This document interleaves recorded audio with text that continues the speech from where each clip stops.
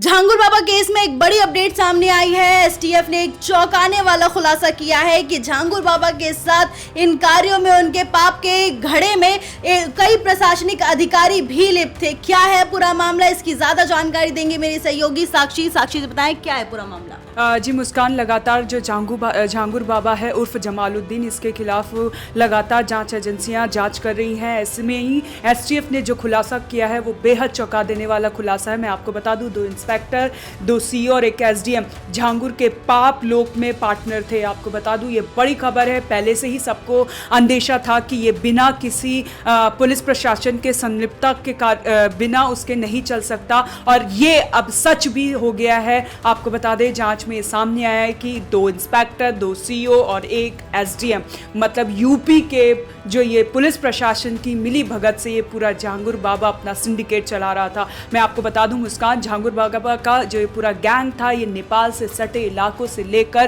पूरा चल रहा था। मैं आपको बता दूं 579 जिलों राज्यों में इसका पूरा नेटवर्क फैला हुआ था। 2000 से ज़्यादा इसके गुर्के थे, और जो कि एक्टिव रूप से काम कर रहे थे, धर्मांतरण करवा रहे थे, और ये कोड वर्ड्स में बात करता था। मैं आपको बता दूं मुस्कान, जो इसके कोड वर्ड्स थे, प्रोजेक्ट मतलब हिंदू महिलाओं के लिए ये प्रोजेक्ट कोड वर्ड यूज़ करता था। धर्मांतरण के लिए मिट्टी पलटना, ये कोड वर्ड यूज़ करता था। मतलब एक सिंडिकेट जैसे पूरे प्रॉपर प्रैक्टिस के बाद, प्रॉपर ट्रेनिंग के बाद जैसे काम करता है, वैसे पूरा ये झांगुर बाबा काम कर रहा था पूरे कोड वर्ड के साथ, ताकि किसी को शक ना हो, किसी को पता ना चले। और सोचिए कितनी बड़ी ये बात है कि इसमें पुलिस की भी संलिप्तता है, जो कि पहले भी शक था और अब ये साबित भी हो गया है। एसडीएम भी थे साथ में। बताइए, उत्तर प्रदेश में जहां यूपी में सीएम योगी लगातार एक्टिव है, गुंडों, माफिया और ऐसे लोगों के खिलाफ लगातार कार्रवाई कर रहे हैं, बावजूद इसके इतर आप देखिए चोरी छुपके से किस तरह से ये काम चल रहा है। वो मासूम बेटियों का उसने धर्मांतरण किया, प्रेम के जाल में फंसाया, फिर उनके साथ धर्मांतरण करवाया, धोखा दिया। अब देखिए कितनी महिलाएं इसमें जिनका भी धर्म परिवर्तन हुआ। हालांकि आंकड़े अभी कुछ सामने नहीं आए हैं, लेकिन बताया जा रहा है कि बड़ी मात्रा में, बड़ी संख्या में जो लड़कियां हैं वो इस जाल में फंसी हैं, प्रेम के जाल में फंसाया गया। उनको बताया गया कि किस तरह से हिंदू धर्म में नफरत है, किस तरह से हिंदू धर्म में गलत है पूरी तरह से, और जो इस्लाम धर्म है उसकी खूबियां बताई गई। और ये झांगुर बाबा पहले नग बेचने का काम करता था, उसके बाद इसने हिंदू लोगों के आगे अपनी छवि अच्छी बनाई और फिर अपने आप को हिंदू व्यक्ति साबित किया। लेकिन पर्दे के पीछे ये जमालुद्दीन था, एक मुस्लिम मौलाना था, जो कि अपना पूरा नेटवर्क चला रहा था। सिर्फ यही नहीं, हिंदुस्तान में नहीं, हिंदुस्तान के बाहर भी ये विदेशों से इसके कनेक्शन थे। कई देशों से इसके पास फंडिंग आती थी। 100 करोड़ से ज्यादा इसके पास पैसे पाए गए अलग अलग बैंकों में, और इसका ईडी भी मनी लॉन्ड्रिंग के एंगल से भी इसकी जांच चल रही है। हो सकता है कि इसमें अभी और भी कोई पुलिस प्रशासन से या कोई और प्रशासन से इसमें किसी की मिली भगत हो, क्योंकि इतना बड़ा सिंडिकेट चल रहा था। तो आखिर प्रशासन को इसकी भनक क्यों नहीं लगी? आखिर प्रशासन को इसकी बात की जानकारी कैसे नहीं पता चली? क्योंकि इसकी जो आपने कोठी देखी थी बलरामपुर में, कितनी आलिशान इसने कोठी बना रखी थी, और उसमें विदेशों से मौलाना आते थे, दुबई से मौलानाओं को बुलाता था ट्रेनिंग देने के लिए, और उनको बताता था कि किस तरह से जो ब्राह्मण लड़कियां उनका रेट क्या होना चाहिए, और जो ठाकुर लड़कियां उनका रेट क्या होना चाहिए, जो क्षत्रिय लड़कियां उनका रेट क्या होना चाहिए। रेट के अकॉर्डिंग ये उन लोगों का धर्म परिवर्तन करता था, बरगलाता था, प्रेम के जाल में फंसाता था। इसके जो गुर्के 2000 से ज्यादा करीब जो इसके गुर्के हैं, वो लड़कियों को फंसाने का काम करते थे, इसके पास तक पहुंचाते थे। फिर शुरू होता था असली खेल, और जो इसके कोठी में जो घर बने हुए थे उसमें अलग से तहखाने तैयार किए गए थे उन मौलानाओं के लिए, जो उनको ट्रेनिंग देते थे। मुस्कान।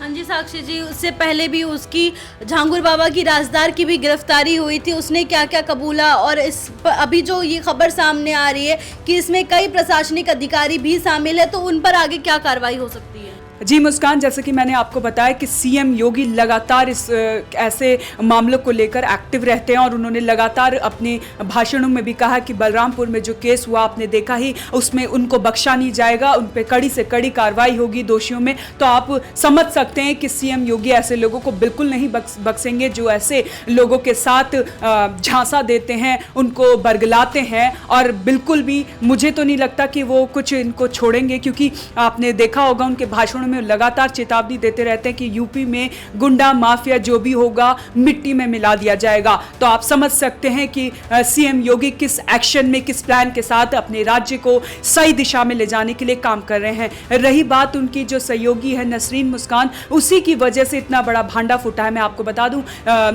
इसके जो जमालुद्दीन है, इसका बेटा गिरफ्तार हो गया था, इसके बाद से ही ये भारत छोड़ने की फिराक में था, और वो उसकी साथी भी उसके साथ भारत से बाहर भागने की फिराक में थी। दोनों को साथ में निकलना था, लेकिन दोनों साथ में नहीं निकल पाए क्योंकि नसरीन की कुछ प्रॉब्लम थी। तो इन लोगों ने अंडरग्राउंड एक होटल लिया लखनऊ में, जहां पे ये 81 दिनों तक इसी होटल में रुके, और इन्होंने ये बहाना बनाया कि उनकी कोर्ट में उनकी बेटी के कोई कोर्ट में केस चल रहा है। मुस्कान जो लड़की उसकी साथी थी, उसने उसको अपनी बेटी बताया और उनको भी झांसा देकर होटल में 81 दिनों तक ये बाबा जो है रुका रहा, ढोंग करता रहा। ढोंग के जाल में इसने कई लोगों को अपने फंसाया, और नतीजा ये निकला कि सब कुछ झूठ था।